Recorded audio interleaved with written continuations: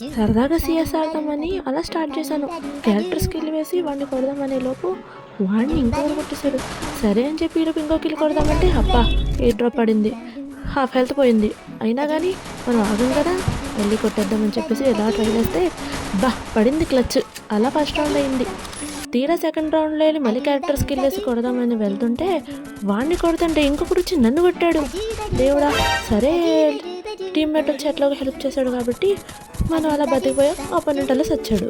ఇంకా థర్డ్ రౌండ్కి వచ్చేసరికి మన ఫేవరెట్ MP5 దొరికింది.